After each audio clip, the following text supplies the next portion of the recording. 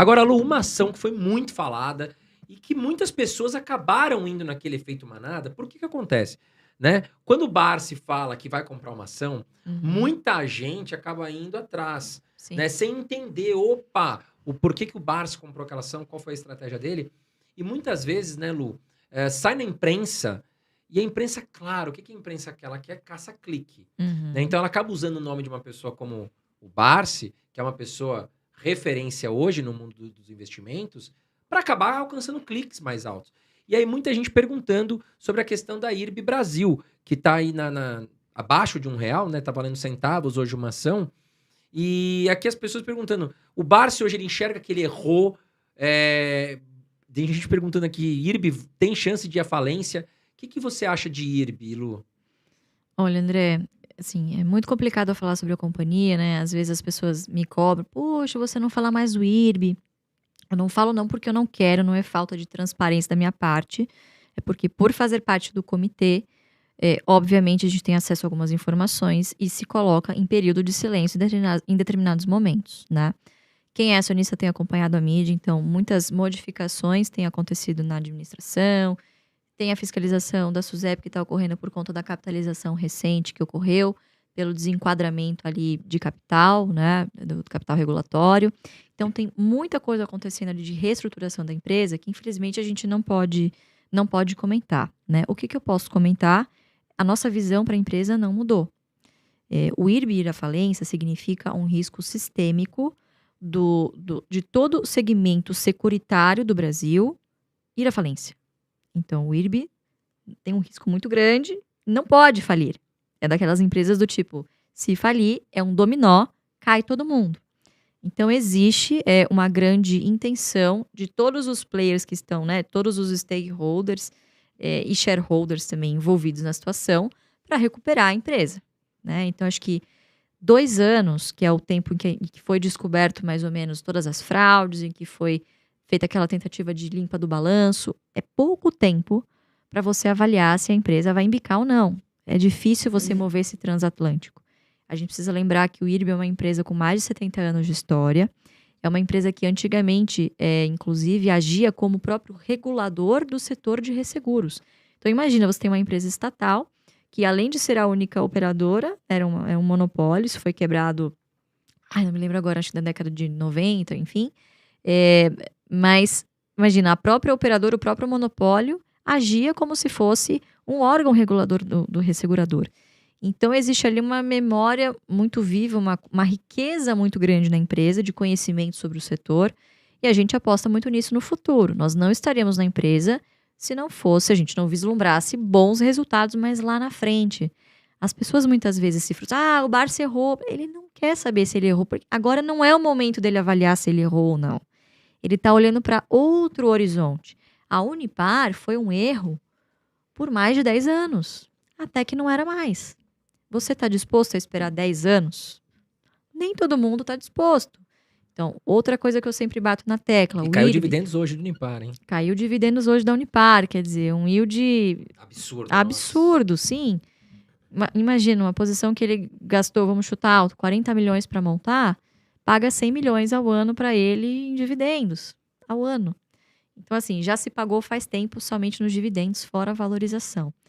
Então, as pessoas muitas vezes têm essa expectativa de que as coisas ocorram muito rápido, mas muitas vezes estão olhando com a lupa, enquanto o Barça está olhando com o binóculo. Então, as expectativas precisam ser alinhadas aí. 2, outra coisa que eu posso falar que também é pública e da minha experiência lá de julho até agora. Obviamente, ninguém faz nada sozinho. Então, a equipe que foi montada lá de comitê de auditoria, o pessoal do conselho de administração e outros comitês técnicos são extremamente competentes e estão fazendo todo o possível para que a empresa se recupere.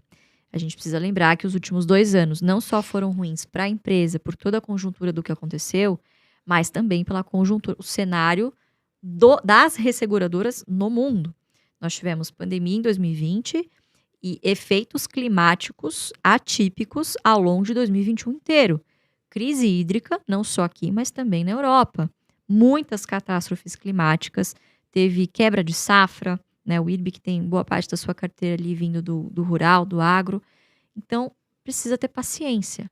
Agora, Lu, Você teve que bater de frente com alguém lá dentro? Não. O pessoal lá tá todo mundo extremamente alinhado, se eu posso dizer. Quem bagunçou a casa ali já saiu. A levar, já saiu, assim. Foi feito um trabalho bem grande de limpa ali dessas pessoas, né, que eram as frutas podres, enfim, porque você fazer esse tipo de esquema, era um esquema, dificilmente uma auditoria externa também pega, porque você tem ali diversas cabeças-chaves da administração que mexem em todos os números, e quando você quer complicar alguma coisa, cara, você bota numa planilha lá de sei lá quantas mil células, é impossível você pegar. Então, o que aconteceu, o episódio da esquadra, né, que foi de ativismo, enfim, por mais que a gente não opere short e muitas vezes nós somos críticos a esse tipo de postura, foi extremamente importante para que conseguíssemos detectar a tempo para que a empresa, obviamente, não fosse levada à falência e algo mais sério acontecesse. Mas, obviamente, assim, eu simpatizo com todos os acionistas. Eu sou acionista, não posso comprar, infelizmente. Se pudesse, estaria diminuindo o meu preço médio, porque eu acredito na gestão que está lá, eu acredito que os bancos dificilmente perdem dinheiro, não gostam de perder dinheiro, já perderam muito dinheiro, e lembrando que foi a segunda capitalização em 2 anos.